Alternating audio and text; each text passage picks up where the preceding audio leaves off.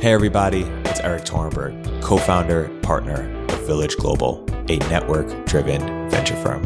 And this is Venture Stories, a podcast covering topics relating to tech and business with world-leading experts.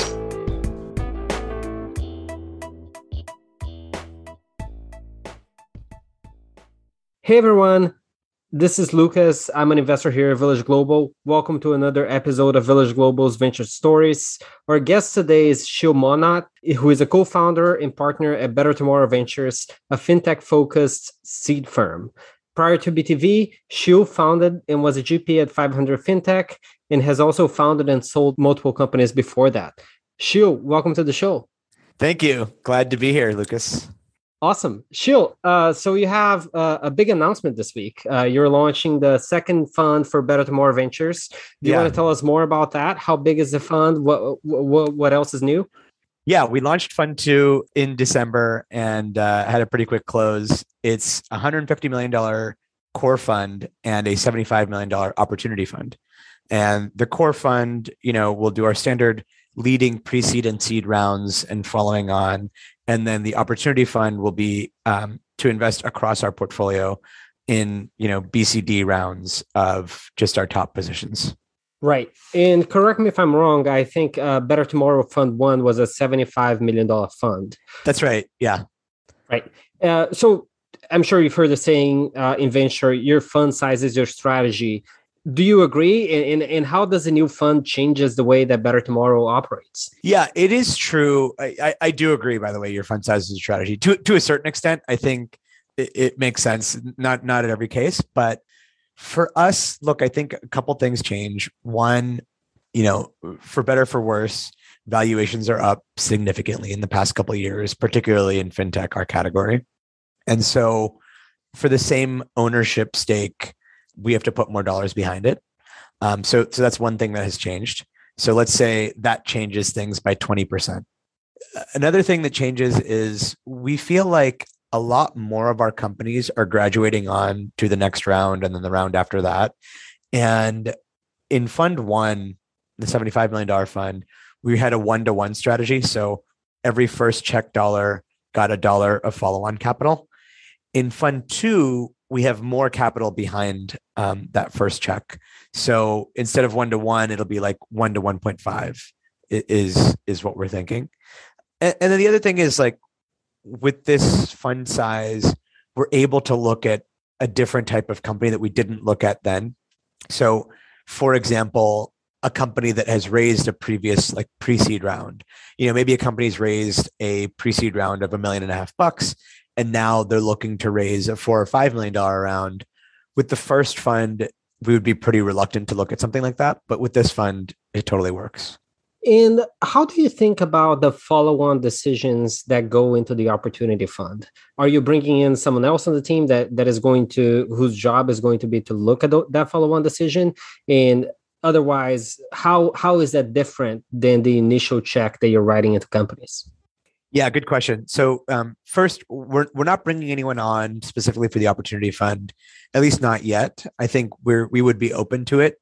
And, if we brought somebody on, the idea would be to build that opportunity fund into something bigger, like more of a growth fund at sort of the next raise.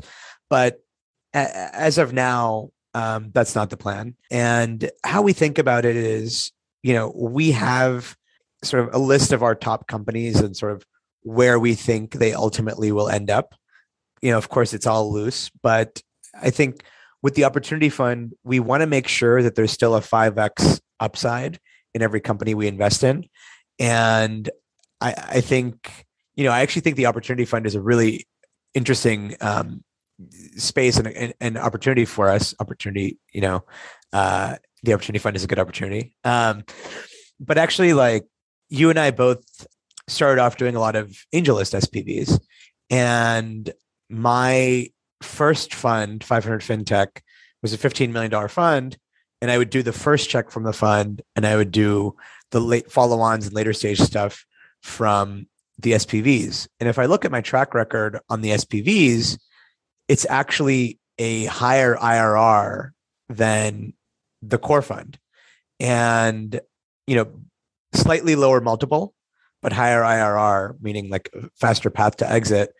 And I think that can continue with the opportunity fund. So, and then you asked about like how we make decisions. We have a pretty small team, 3 full-time people at the moment, looking to add to it, but we sort of together make a decision about what we're going to do on the opportunity fund. And generally speaking, the person who led the seed round, the other person has to decide what we're doing on the opportunity fund is the idea. And, we actually already have a couple of companies that we're pretty excited about for the opportunity fund. That's awesome. To dive a little bit deeper on the LP side, how was the fundraising process for Fund 2? And how was it different, if at all, than the fundraising process for the first fund? It was night and day different. It was completely not at all the same. Fund 1, it took us about 9 months to raise Fund 1. Part of that was like the pandemic.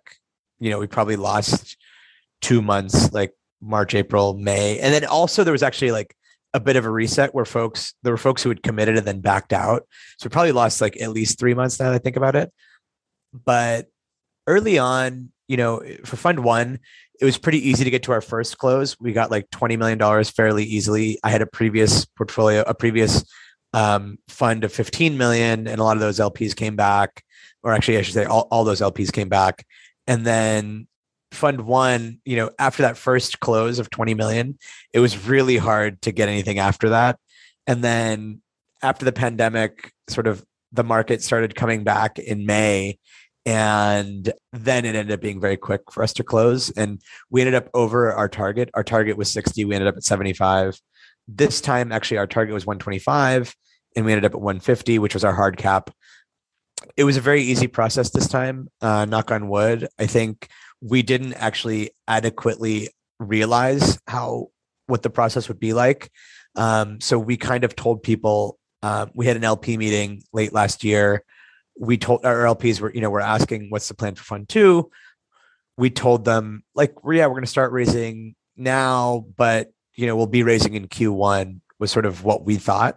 And in fact, we actually told people like, don't worry, there's no rush. Like it's going to take us several months. And then what ended up happening, that was like a screw up on our part, because what ended up happening is there was a ton of interest from our existing LPs, and we sort of gave our existing LPs like a certain date. It was actually just like, I think 3 weeks in total. And we said, give us your commitments by this date. And then after that, we're going to open it up to everyone. And then it ended up being that we were actually like oversubscribed pretty much immediately. So I think a lot of the fund of funds LPs that we have, and that's a lot of the LP based fund of funds and family offices. A lot of those guys, I think, had already underwritten us for Fund 2, and then it's pretty early on Fund 1, like returns and stuff like that. But I think they saw quality of follow-on investors was quite high, and so many of them wrote us like a much larger check in Fund 2 than they did in Fund 1. So we ended up, in the end, we actually ended up cutting people back on their commitments, which is a really strange thing for me. Like, never in my life has somebody wanted to give me money and I said, no, I don't want your money. That's never happened to me before. So it was a new thing for me. I don't know if I'll ever get used to it. Congratulations. Thanks.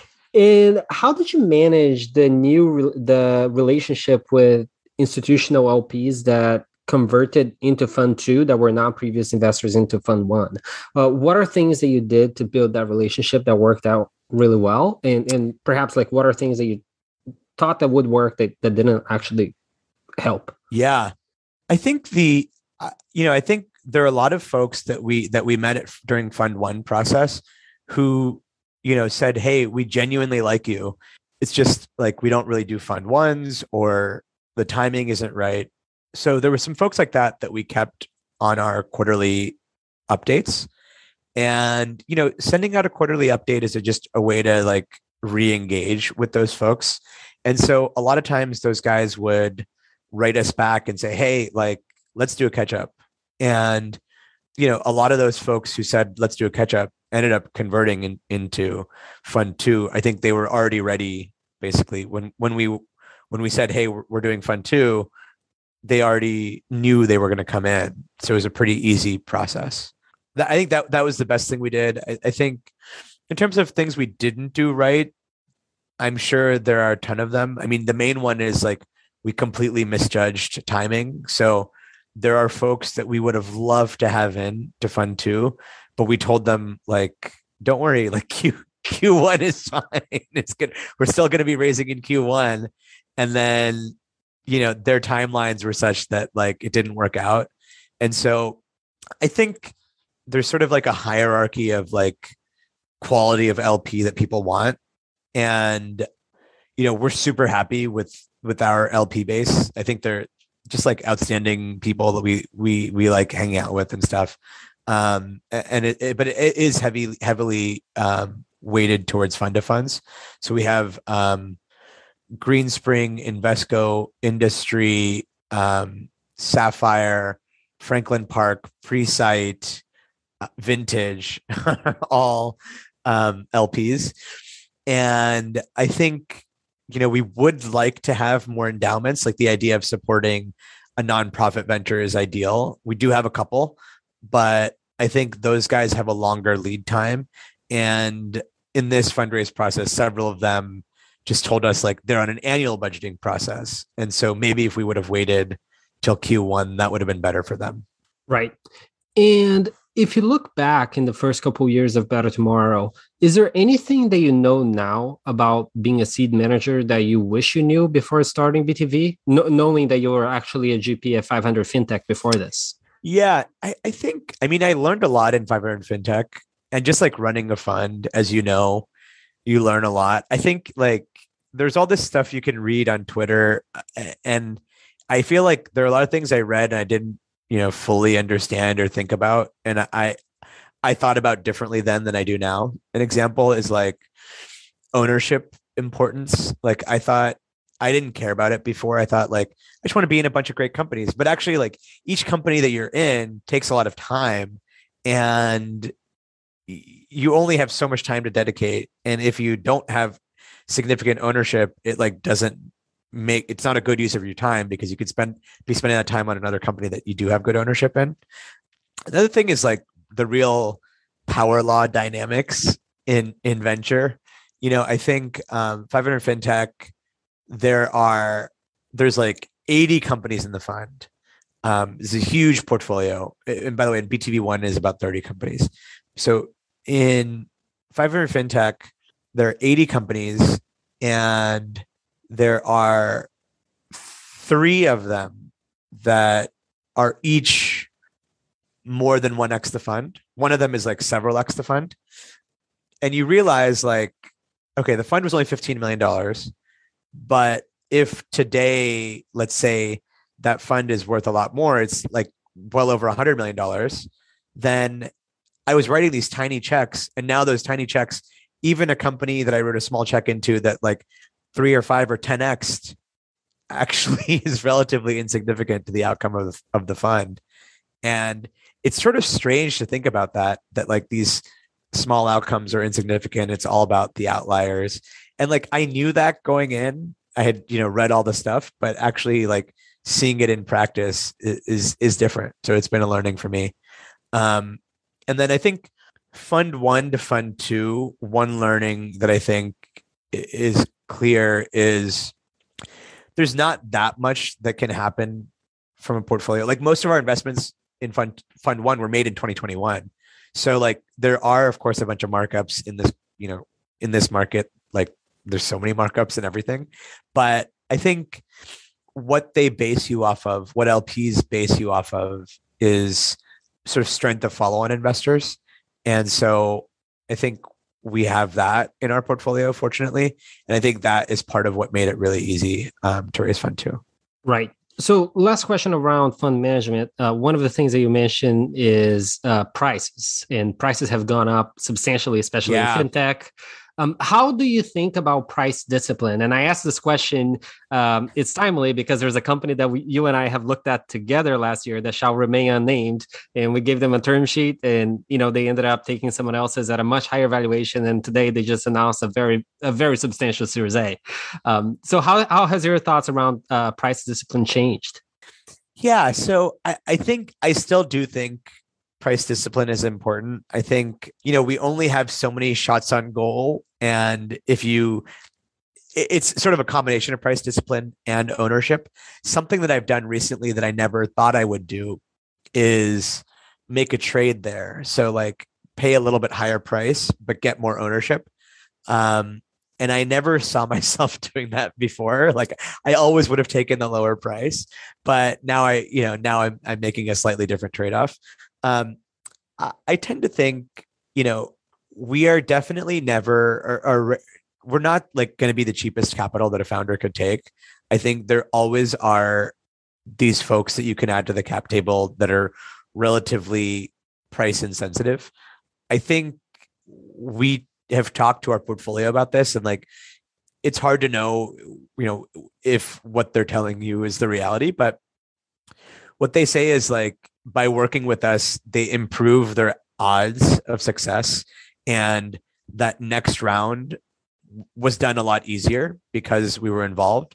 So I think, I don't think like we're ever going to be like the highest price term sheet, but I think we will help maximize the value of the company. And I think that's like what our founders say. And actually, it's what our founders say to other founders that we're looking to back. And that's been awesome. And it like has served us really well, where it's pretty infrequent now. Like I feel so happy that like we're a pretty new fund, we're relatively unknown, becoming more known. But I think our founders have really helped us win a lot of deals that we didn't think we would be winning against funds that we looked up to, actually still look up to. And it's been awesome. Amazing. So we're going to talk about the markets, but before we get there, why don't you tell us a little bit how your perception of the fintech landscape has evolved since the launch of Better Tomorrow? When you launched Fund One, your thesis was, correct me if I'm wrong, that everything is becoming fintech. Mm-hmm. How has that changed over the last couple of years? Yeah. So still very much believe it to be true. A lot of our some of our portfolio companies build products that help non-fintech companies become fintech companies. And I think that still very much is true. One thing that's kind of interesting is it feels like we just started, a couple of years ago, not that much time, but in the world of fintech, everything has changed. Like when we were raising Fund One, and I should have talked about this when I mentioned Fund Two was a lot easier to raise than Fund One. A big part of that is like in Fund One, people were questioning the fintech thesis, and they were saying, at that time they were saying like, well, there haven't really been many exits in fintech, and like there aren't that many public companies to look at. And then now the market is very different. I think also we nailed the timing because the market was a lot better in December than it is today, the public markets, fintechs. But I think there's a lot more competition because a lot of other funds that weren't looking at fintech are suddenly like focusing on fintech. And now actually some of those have moved on to Web3. So some of those are out of the contention set. But yeah, I think, there's more interest in fintech than ever before. There's more capital, and that's great.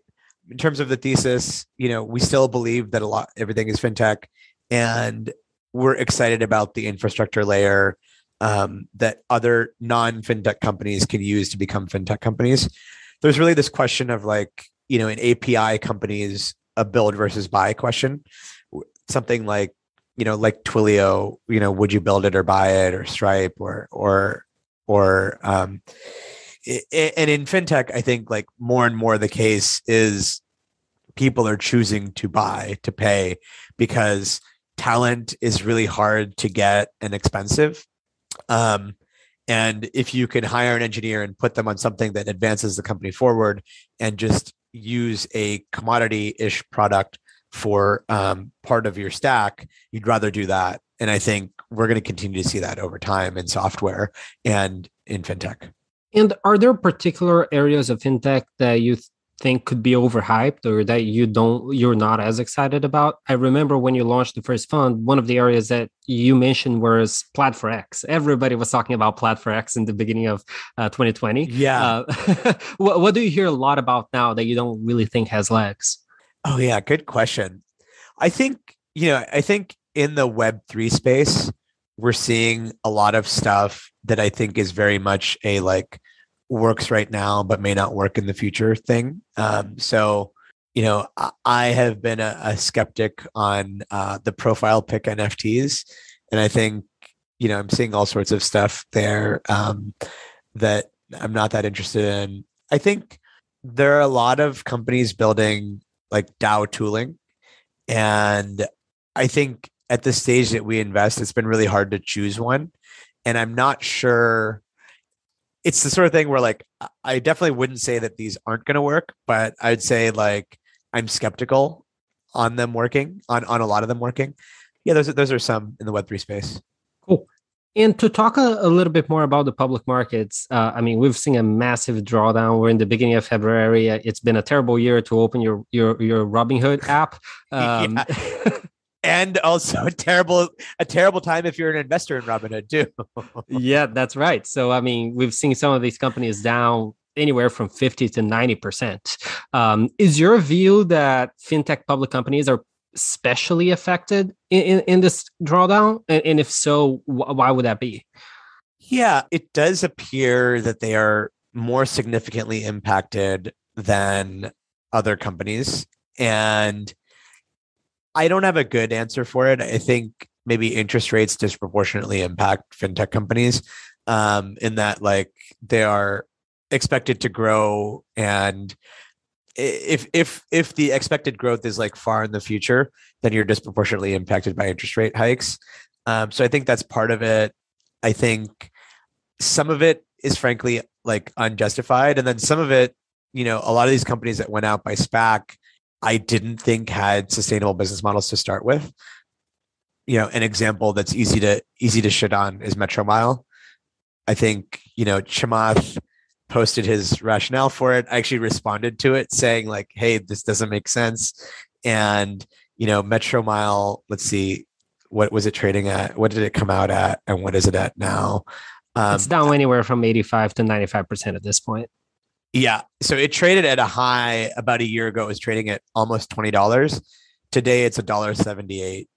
And it's basically trading for nothing. Like they have cash in the balance sheet. So it's basically, nothing.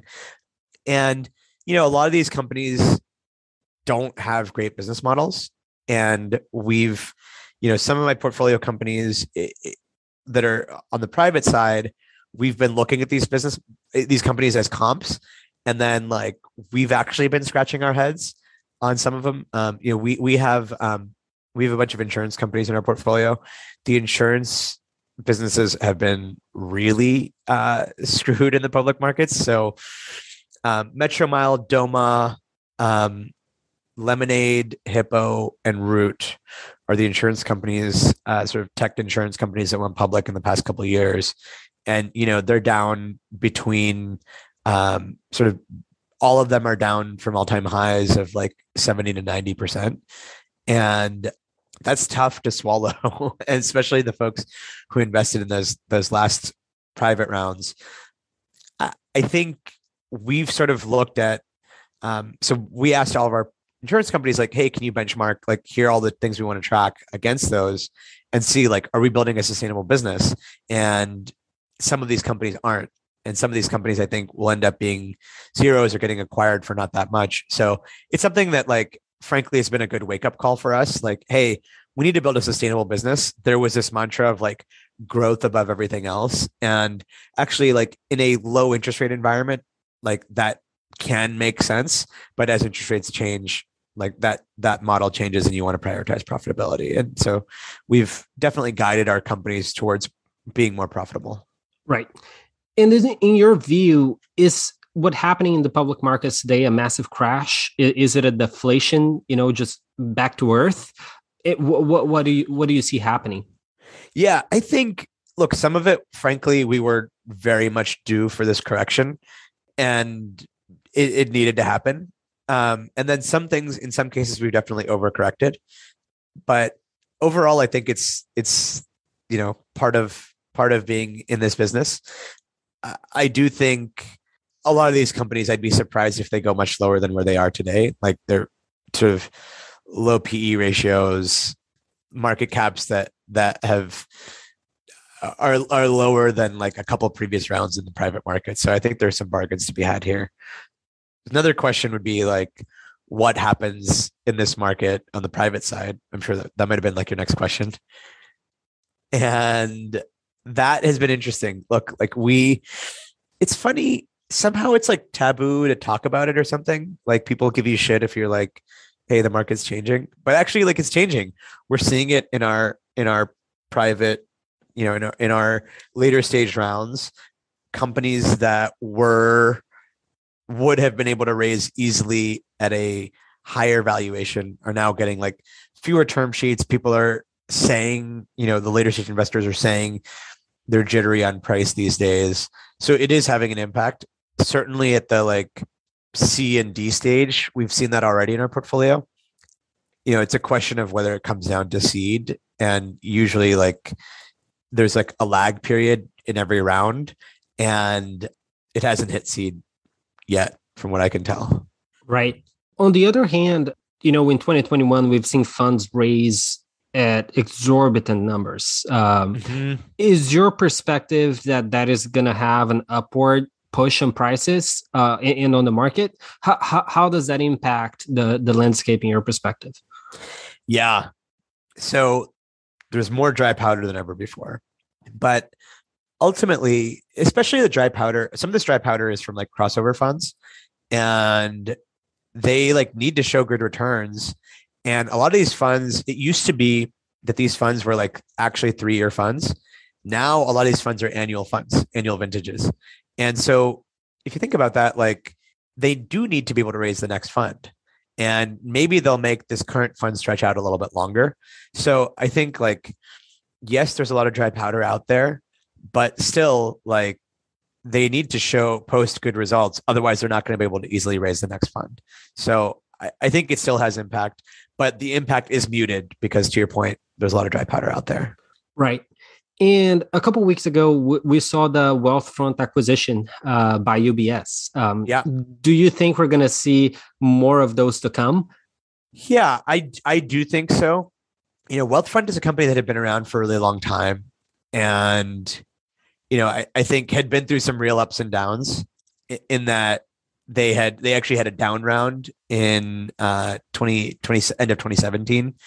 I think that one is an interesting idea. Like the idea was, we're going to convert people who are using human advisors and paying 2%, get them to pay 30 basis points for a computer advisor. Now, what ended up happening was this product was relatively easy to build, and customer acquisition was expensive.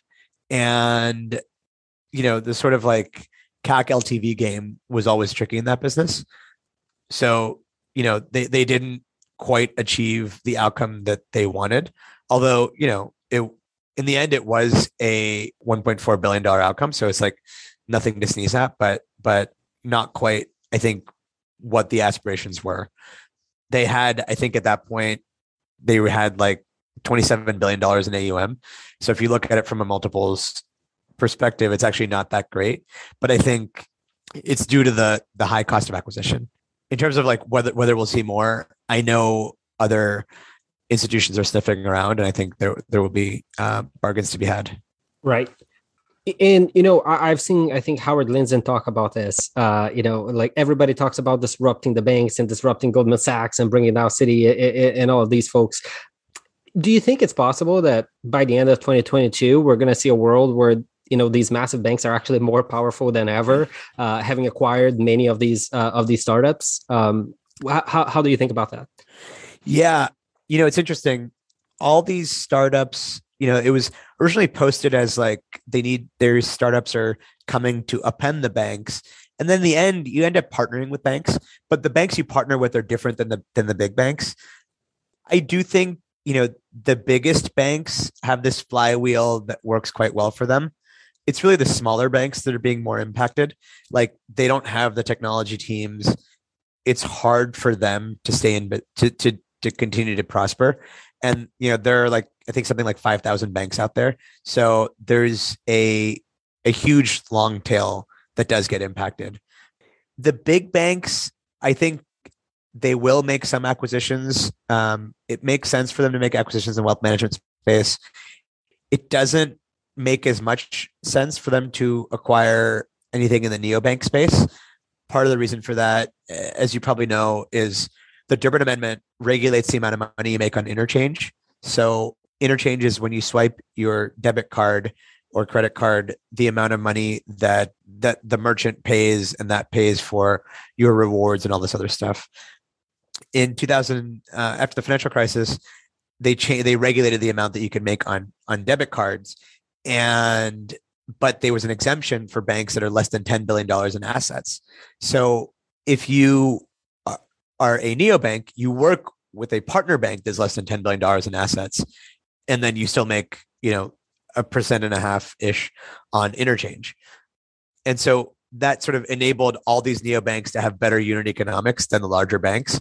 But if a large bank acquires a neobank, they're then like reducing the revenue by 75% instantly. So it doesn't really make much sense. And to talk a little bit more about the seed landscape, as a seed manager, how does what's happening today in the public markets change, if in any way, how you're proactively managing your portfolio?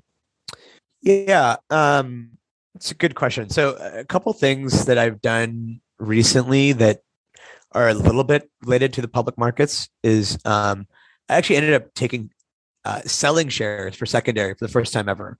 I had never done it before. And then I executed a transaction last month. And I just thought, hey, we're in this what seems like a crazy place that valuations are quite high. And it might make sense for me to take a little bit of money off the table. And I think I did it at a good time.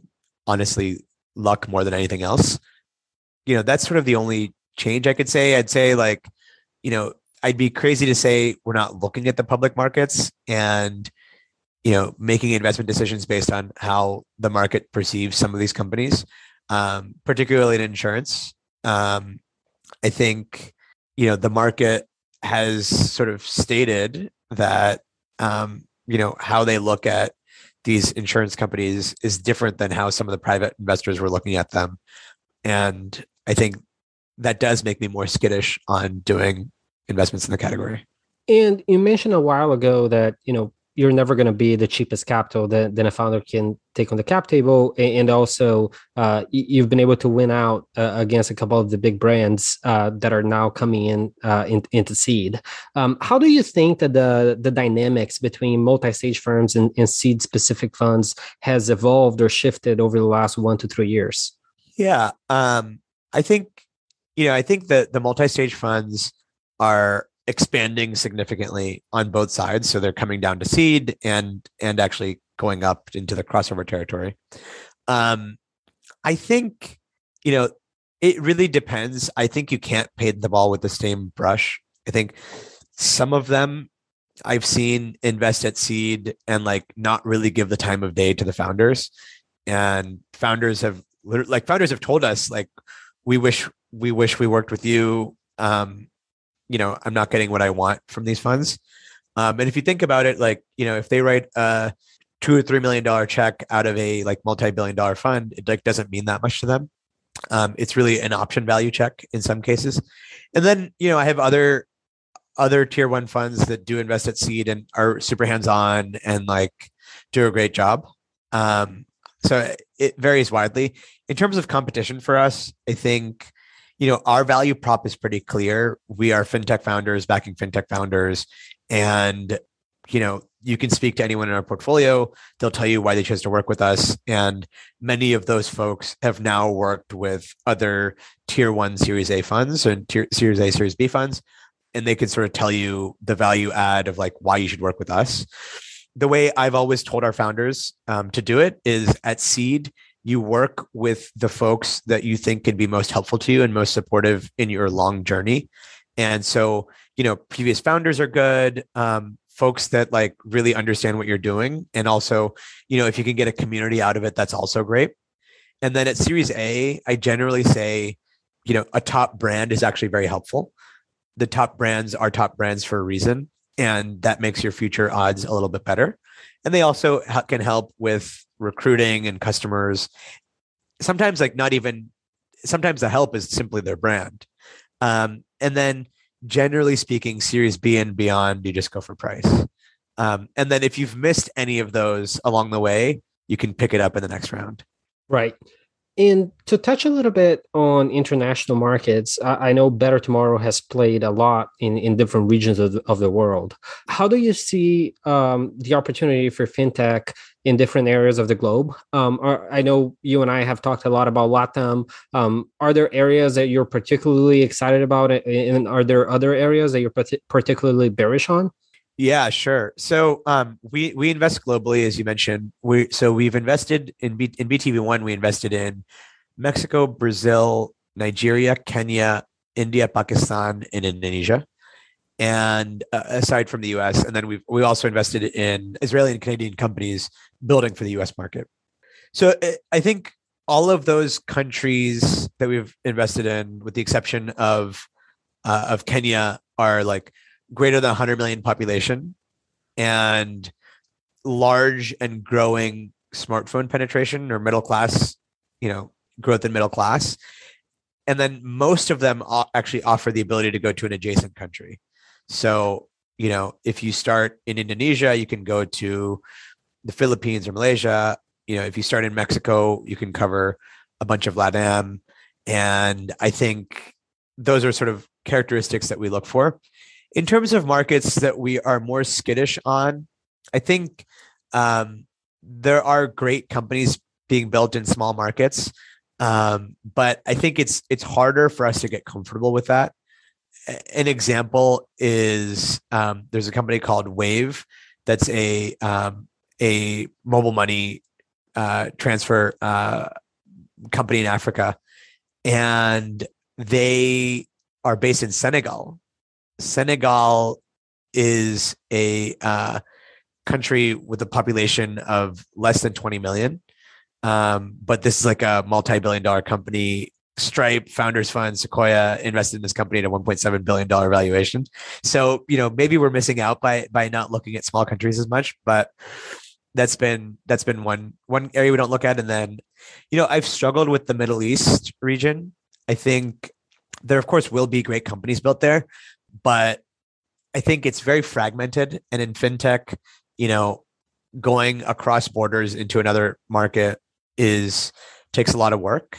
And it's always a question of like, is the juice worth the squeeze in a bunch of these smaller markets? And then, if you look at the big market, the big market sort of in the Gulf region is Saudi Arabia. That poses its own challenges. So we haven't done anything in that region, but sort of adjacent regions, we have done Pakistan, and we would look at Egypt as well. Amazing. And Sheel, maybe to wrap us up, what is the best way for a founder that want to pitch you to get in touch with you? Yeah, I think like there's a bunch of different ways to get in touch. We, folks like yourselves share deal flow with us that we look at together. We've invested from cold inbound multiple times. I think I posted the email that Creditbook sent to us. We led the seed of Creditbook based off of a cold email. The guy showed he'd done his homework. He had a nice subject line, and I said, okay, like I'm going to dig in here. Really love the team, and happy we did because it's been a great company in Pakistan. Folks reach out to me on Twitter. I'd say there's no one way. I do think there's something to the signal being stronger if it comes from someone we trust, but there's no one right way to reach me. Do your best to capture the attention early on. I will say, like, I get way more inbounds than I can deal with effectively, and that's like a function of needing to build out the team. But apologies in advance if I don't get back to you on a cold inbound. Awesome. Sheel, thank you so much for coming on the show. Lucas, thanks for having me, man.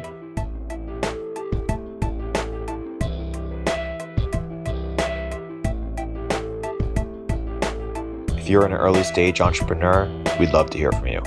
Check us out at villageglobal.vc.